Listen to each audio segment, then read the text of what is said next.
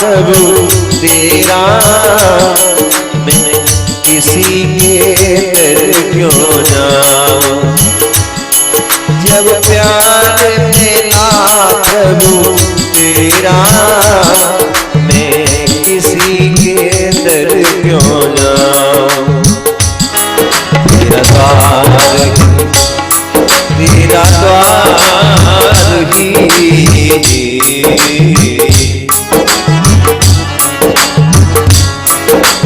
द्वार ही, ओ तेरा द्वार ही, तेरा द्वार ही मेरा सब कुछ हो, मेरे सद्गुरु प्यारे। तेरी कृपा ही मेरा सब कुछ हो, मेरे सद्गुरु प्यारे। बोलिए सतगुरुदेव भगवान की जय, बोलिए शंकर भगवान की जय। तेरी कृपा ही मेरा सब कुछ हो, मेरे सद्गुरु प्यारे। मुझे नहीं चाहिए अब कुछ हो, मेरे सद्गुरु प्यारे।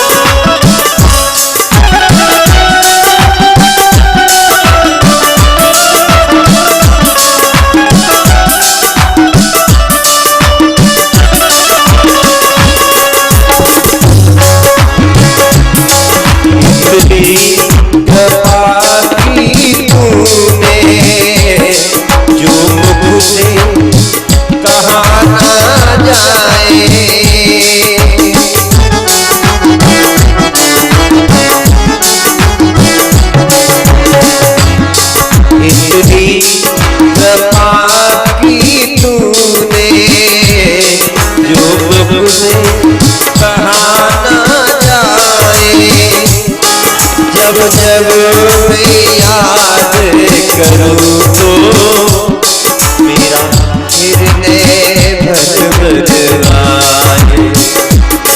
जब जब मैं याद करूँ तो मेरा हृदय भर भर आए।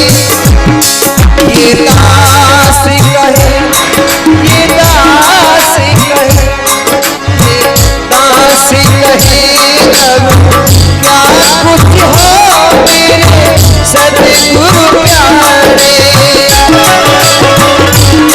तेरी कृपा ही मेरा सब कुछ हो, मेरे सद्गुरु प्यारे। मुझे नहीं चाहिए अब कुछ हो, मेरे सद्गुरु प्यारे। बोलिए सद्गुरुदेव भगवान की जय, बोलिए संत भगवान की जय। जय जय श्री राधेश।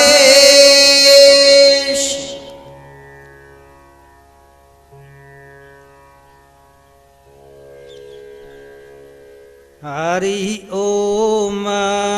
स्वस्ति न इंद्रो वृद्धश्रवा, स्वस्ति न पूषा विश्ववेदा, स्वस्ति नस्तार्क्ष्यो अरिष्ठनेमि, स्वस्ति नो बृहस्पतिर्दधातु। ओम शांति शांति शुभ शांतिर्भवतु। सर्वारिष्टं शांतिर्भवतु।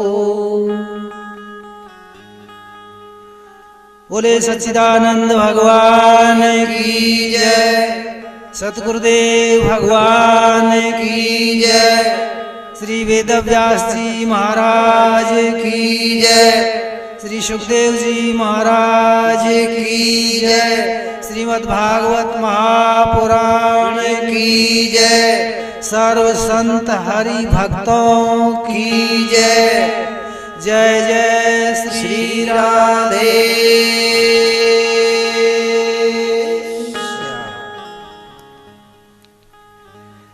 अनंत श्री विभूषित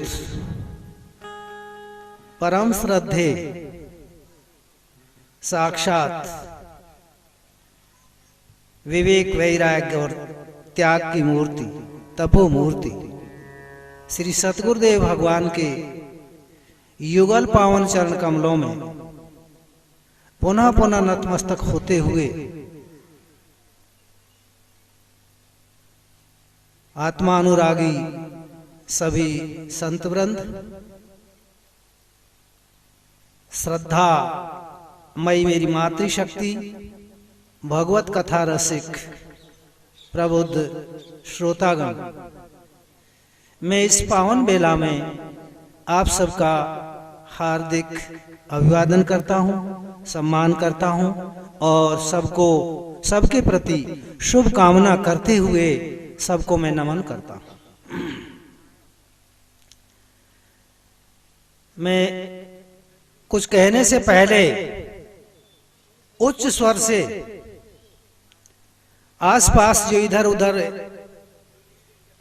श्रोतागण, भक्तगण भ्रमण कर रहे हैं, मेरी आवाज को सुन रहे हैं, वो कृपया पांडाल में सामने आने की कृपा करें। फिर एक बार मैं निवेदन कर दूं, जो इधर अड़ोस पड़ोस में मेरी आवाज सुन रहे हैं, मेरा नम्र निवेदन स्वीकार करके कोई भी व्यक्ति क्यों न हो और कृपया पांडाल में आ जाए, तो शायद मैं अपने आप को कृतार्थ मानूंगा। इसलिए शायद मुझे आशा है कि अड़ोस पड़ोस में सुनने वाले सामने अवश्य आवेंगे ही, आ रहे हैं, चल दिए हैं। बोले सच्चिदानंद भगवान की जय। सज्जनों में निवेदन इसलिए कर रहा हूं सामने आने की कि जन्मांतरे भवेत पुण्यम तदा भागवतम लभेत। फिर ध्यान दो, जन्मांतरे भवेत पुण्यम तदा भागवतम लभेत। मानव के अनेकों जन्मों के किए हुए शुभ कर्म, मानव के अनेक जन्मों का किया हुआ धर्म, मानव के अनेक जन्मों से किया हुआ तप और त्याग, वह जब फलीभूत होता है तब जाकर के भागवतम लभेत, श्रीमद् भागवत जी की कथा सुनने को मिलती है।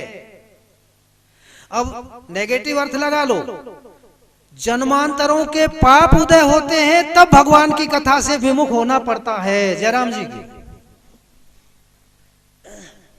यदि हम भगवान की कथा से विमुख हो रहे हैं, विपरीत जा रहे हैं, सुनने को अवसर नहीं मिल रहा है, सुनने का मन नहीं कर रहा है, सुनने का जी नहीं कर रहा है, तो सज्जनों निश्चय करके मान लेना कि हमारे विशेष कोई पाप उदय हो गए हैं। इसलिए हमारा मन प्रतिबंधक उत्पन्न कर रहा है, कथा नहीं सुन रहे हैं। इसलिए मैं इस सिद्धांत के तहत आपसे निवेदन करता हूं कि ध्यान पूर्वक एकाग्रचित्त होकर के कथा सुनने का प्रयास करें। एक बार तेन इयं वाङ्मयी मूर्ति वर्तते प्रत्यक्षा हरे। इस कारण से, किस कारण से? जन्मांतरों के पुण्य उदय होते हैं तब भागवत जी की कथा सुनने को मिलती है। क्यों मिलती है? कि ये कागज नहीं, ये जो तुम पांडाल देख रहे हो ये वह स्थान नहीं, अपितु साक्षात वैकुंठ धाम है। क्योंकि तेन यम वाङ्मयी मूर्ति प्रत्यक्षा वर्तते हरे, ये भागवत जी साक्षात भगवान की मूर्ति बनकर के अवतार लेकर के आपके गांव में, आपके क्षेत्र में, आपके नगर में, आपके स्थान में आई है। भगवान की वाणी मूर्तिमान बनकर के। सज्जनों, कलयुग में भगवान के दो ही ऐसे स्वरूप हैं जो साकार रूप में हमारे सामने आते हैं, वो निर्गुण, वो निराकार ईश्वर परमात्मा। इन दो रूपों में जो अभी बताऊंगा आपको, दो रूपों में हमारे सामने आते हैं। एक रूप में तो नित्य प्रतिदिन आते हैं, प्रतिदिन भगवान हमको दर्शन देते हैं, साकार रूप धारण करते हैं। और दूसरा रूप कभी कभी जब भगवान की विशेष कृपा होती है तब दूसरे रूप में भगवान साकार रूप धारण करके हमको दर्शन देते हैं। शायद मेरी भाषा समझ में आ रही होगी। पहला रूप सूर्य भगवान, सूर्य नारायण साक्षात भगवान का रूप है सज्जन। सूर्य भगवान दर्शन देते हैं हमको प्रतिदिन, लेकिन हमारी भावनाओं के कारण, हमारी वासनाओं के कारण, हमारी समझ के कारण हम भगवान सूर्य भगवान को भगवान नहीं मान रहे, नहीं समझ रहे। खैर, तो आज से आप निश्चय करना, आप सिद्धांत को समझना कि साक्षात भगवान अवतार लेते हैं, दर्शन देते हैं। और जो भगवान के आने पर, भगवान के दर्शन देने पर सोता रह जाता है सज्जनों, वो सोता नहीं, अपने पुण्यों को खोता है। ब्राह्म मुहूर्ते या निद्रा सा पुण्य क्षय कारणी। प्रातः काल के बेला में, सूर्योदय के बेला में जो नींद लेता है, सोता है, वो सोता नहीं सज्जनों, अपने पुण्यों में आग लगाता है। आप विचार करके देखो, कोई भी एक वरिष्ठ व्यक्ति, एक नेता, साधारण सा व्यक्ति होता है, या एक रिश्तेदार आपके घर पर आए और आप पैर फैला करके सो रहे हैं और आपको पता है कि आ रहे हैं वे, बताइए उनका कितना बड़ा अपमान है जी। आगंतुक जो व्यक्ति हैं, महापुरुष हैं, कोई भी अपमान है कि नहीं है उनका? तो क्या होगा? उनसे जो लाभ होना चाहिए कमी है, वो हमें नहीं मिलेगा। साधारण नेता आपके यहाँ आ रहा है और आप यदि उसका सम्मान नहीं कर रहे हैं तो क्षेत्रीय प्रगति नहीं हो सकती, आपके कार्य जो निर्माण कार्य हैं वो नहीं हो सकते। तो भगवान सूर्य साक्षात आपके सामने प्रकट होते हैं, रोजाना प्रकट होते हैं, और उस समय यदि आप सोते रहते हैं तो क्या आपके जीवन की प्रगति हो सकती है? आपकी उन्नति हो सकती है? आपके जीवन में सुख और शांति आ सकते हैं? कभी भी नहीं आ सकते। इसलिए पहला सिद्धांत ये लिख लो, याद कर लो, हृदय में उतार लो कि आज से ही सूर्योदय से पहले ही भगवान के सम्मान करने की तैयारी करनी चाहिए। सूत्र, कभी भी मत सो उस बेला में, 4 बजे जग जाओ, ब्राह्म मुहूर्त है उसमें। दूसरा रूप ये वांग्मयी मूर्ति, भागवत जी की जो कथा है वो साक्षात भगवान का ही स्वरूप है, भगवान की कथा नहीं है, भगवान की मूर्ति है। प्रमाण है ना, तेन इयं वांग्मयी मूर्ति वर्तते प्रत्यक्षा हरे, ये व्यास जी का वचन है। साक्षात भगवान की मूर्ति है। और प्रेमियों, मैं आपसे उपदेश देने के लिए नहीं आया, ध्यान दे करके कान खोल करके सुन लो मेरी आवाज जहां तक जा रही है। मैं आपको उपदेश देने के लिए नहीं आया, मैं आपको निर्देश देने के लिए नहीं आ रहा, मैं आपको आदेश देने के लिए नहीं आया, लेकिन वैदिक जो सिद्धांत है उसका संदेश देने जरूर आया।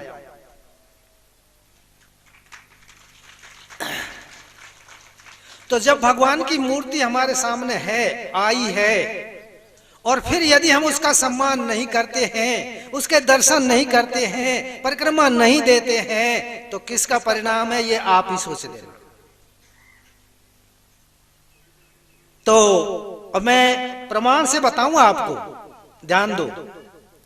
एक बार त्रेता युग माई, शंभु गए कुंभज ऋषि पाई, संग सती जग जननी भवानी, पूजे ऋषि अखिलेश्वर जानी, राम कथा, ध्यान दो, राम कथा मुनि वर्ष बखानी, सुनी महेश परम सुख मानी, मुनिसन मांग विदा त्रिपुरारी, चले भवन संग दक्ष कुमारी। ये 4-5 चौपाइयां सार बताऊं मैं आपको इनका।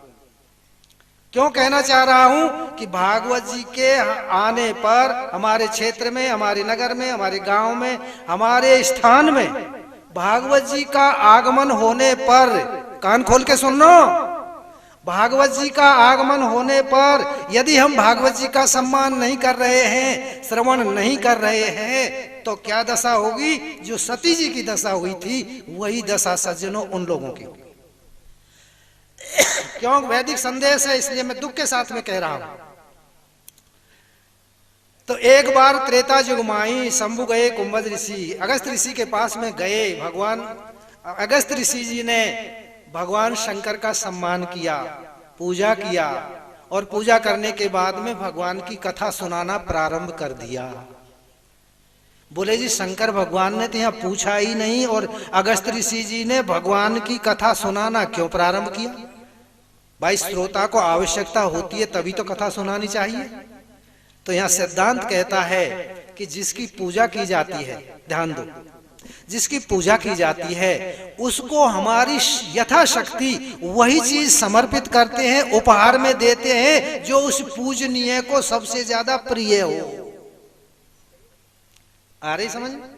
मान लीजिए सर्दी का समय है और हम आपके दरवाजे पर आए, आपने देखा स्वामी जी के पास में वस्त्रों की कमी है, गर्म वस्त्र नहीं है, तो तुरंत जाकर के आप व्यवस्था करेंगे कि नहीं करेंगे?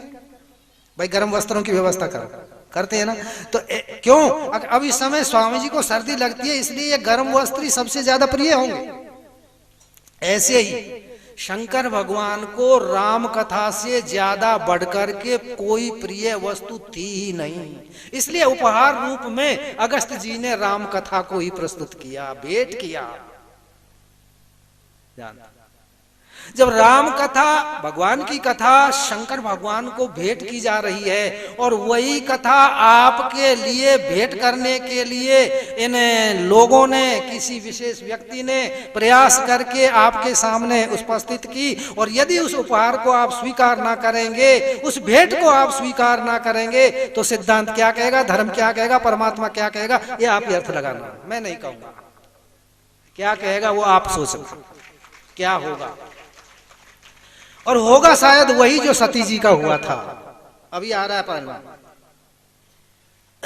तो सज्जनों सुनी महेश परम सुख मानी, वो परम प्रिय वस्तु शंकर भगवान परम सुख, सुख मान करके नहीं, परम सुख मान, परम सुख का तात्पर्य अपने आनंद में डूब करके, रस में डूब करके, रस सरोवर में डूब करके, और फिर जाकर के कथा सुनी। किन्ने? शंकर भगवान ने। तो सिद्धांत निकल आया कि बाबा ने केवल शंकर भगवान का नाम लिया है, तो सती जी ने सुख मान करके अथवा दुख मान करके भी कथा नहीं सुनी। सुख मान करके ना सुने तो भले ही हृदय में किसी भी प्रकार का विक्षेप हो, लेकिन सज्जनों कथा सुनने के लिए जरूर आना चाहिए। तो सती जी ने नहीं सुनी, कारण क्या है ये मैं आज आधुनिक युग के अनुसार फिर मैं कह दूं, सती जी ने क्यों नहीं सुनी? आदर पूर्वक मन लगाकर उस आनंद सिंधु में डुबकी मार करके, गोते मार करके, और सती जी ने कथा क्यों नहीं सुनी? इसलिए नहीं सुनी कि जिस अगस्त ऋषि ने हमारी पूजा की है तो हम बड़े हैं और ये छोटा है। ध्यान दो, इसलिए छोटे मनुष्य के मुंह से हम क्या कथा सुनेंगे, क्या कथा बताएंगे? तो ये सज्जनों, लेकिन किंतु परंतु मैं ज्यादा हिंदी ना करूं, ये हम लोगों में भी भरी हुई है कि क्यों जावें वहां, कैसे जावें, वह ऐसा है, वो वैसा है, ये ऐसा है, ऐसा वैसा, लेकिन किंतु परंतु अपना ही मन उत्पन्न करता रहता है, इसलिए हम कथा से वंचित हो जाते हैं।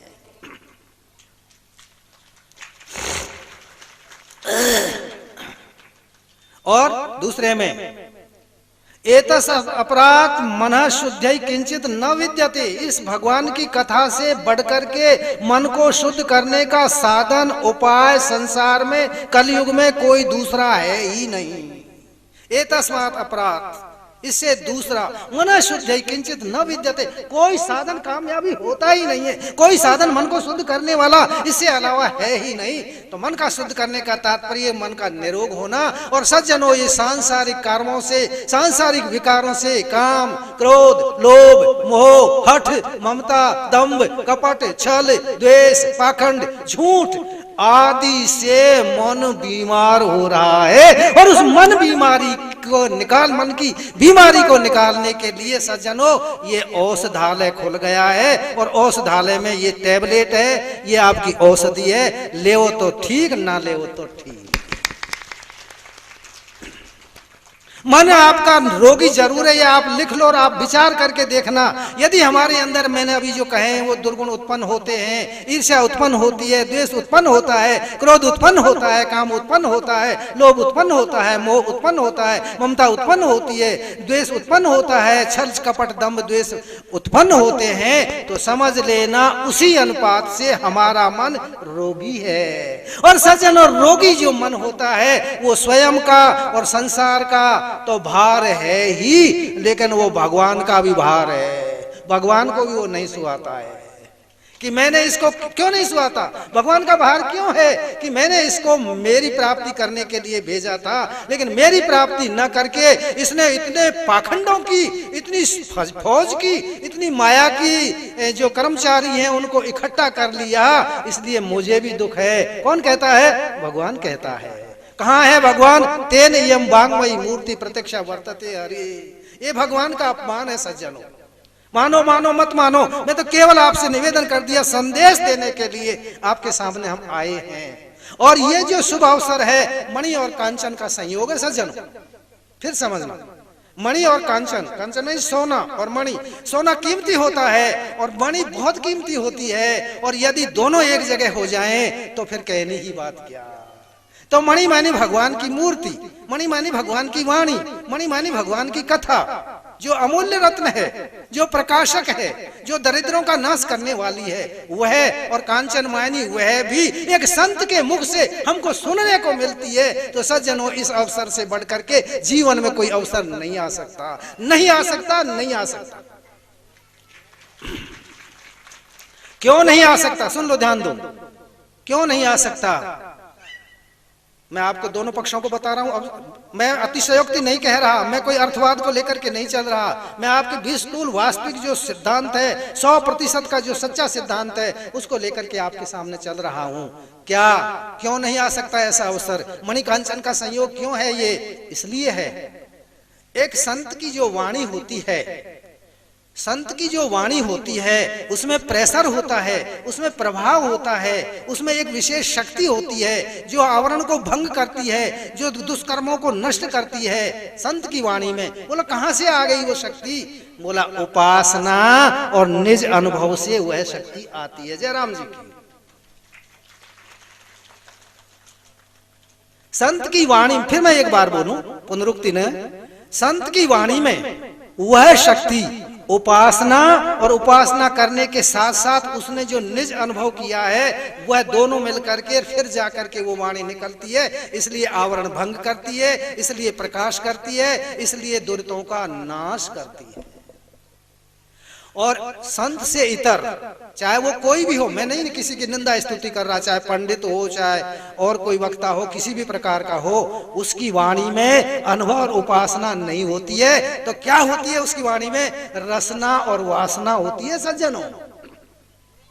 नहीं आई, रसना और वासना का प्रभाव होता है, उसका केंद्र बिंदु अपनी रसना की तृप्ति करना और अपनी वासना की तृप्ति करना, ये होता है। ये सिद्धांत कहता है, ये शास्त्र कहता है। इसलिए जहां रसना और वासना की पूर्ति जिस वाणी में है वह वाणी नपुंसक है सज्जनों।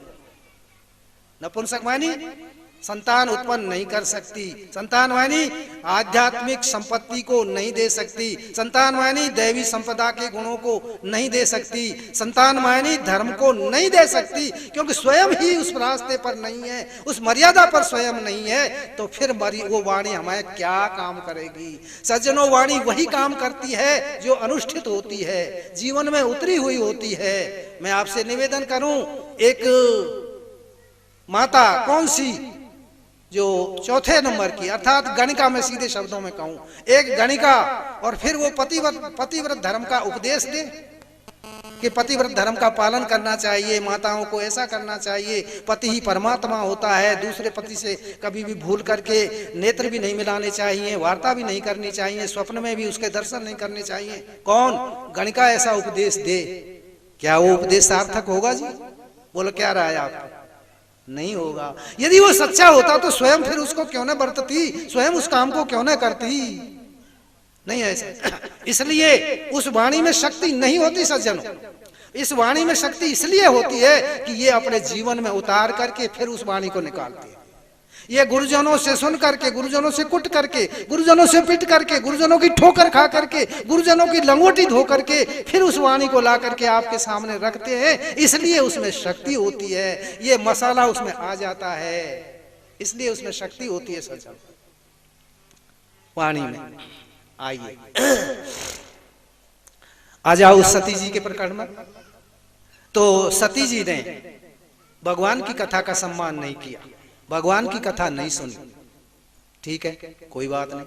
अब क्या हुआ, सूत्र रूप से कथा रामायण में है, आपने सबने सुन रखी है। मुनिसन विदा मांग त्रिपुरारी, चले भवन संग दक्ष कुमारी। बाबा ने बिल्कुल उसी समय अपमान कर दिया सती जी का। जब कथा सुनने के लिए जा रही थी तब तो कितने विशेषणों की भरमार, सती, जग जननी, भवानी, लक्ष्मी, सारे विशेषण बता दिए। सती जी हैं, जगत जननी हैं, भवानी जी हैं। क्यों? वो कथा सुनने के लिए जा रही है यूं, वे संत के पास में जा रही है यूं, और वहां कथा में जाकर के उन्होंने कथा नहीं सुनी तो क्या, संग दक्ष कुमारी। दक्ष कहते हैं अपनी भाषा में, साहित्यिक शब्द है दक्ष मानी चतुर बाप की बेटी। आपके भी कहते हैं ना चतुर बाप की बेटी। तो बोलो चतुर बाप की बेटी थी, इसलिए उसने कथा नहीं सुनी। और सज्जनों, ऐसे चतुर बाप की बेटी को जल करके भस्म होना ही पड़ता है।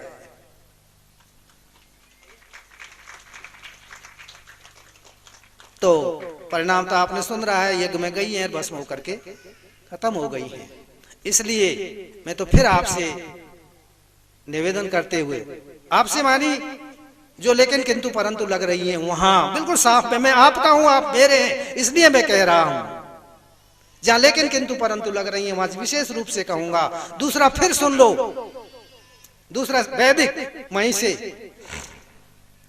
जिस समय, फिर दूसरी कथा बता रहा हूं आपको। जिस समय सीता जी का अपहरण हो गया था और लंका में जाकर के अशोक वाटिका में सीता जी रावण ने रख दी थी, अशोक वाटिका में है। हनुमान जी महाराज सीता जी की सुध लेने के लिए अशोक वाटिका में पहुंच गए। मैं कथा नहीं कहूं पूरी क्रम से, कथा का अवसर नहीं और मेरा कोई तात्पर्य भी नहीं, कथा आप सुन ही रहे हैं।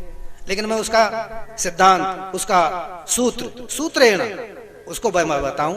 हनुमान जी गए हैं और हनुमान जी ने राम कथा, ध्यान दो क्या कहा है, हाँ, रामचंद्र गुण बरने लागा, सुनतई सीता कर दुख भागा। रामचंद्र, ध्यान, रामचंद्र का गुण मानी कथा, कथा का वर्णन किया किसने, हनुमान जी ने। वक्ता बंदर है लेकिन कथा इतनी सुंदर है कि सुनते ही सीता कर दुख भागा। सीता जी का दुख भग गया। जो तड़फ रही थी, विलाप कर रही थी, जल रही थी ज्वाला में, ज्वाला धधक रही थी उनके हृदय में, वो ज्वाला शांत हो गई, वो धधकने वाली शांत हो गई। अब हमें एक संशय होता है सज्जनों, आपको ही ना हो तो मैं संशय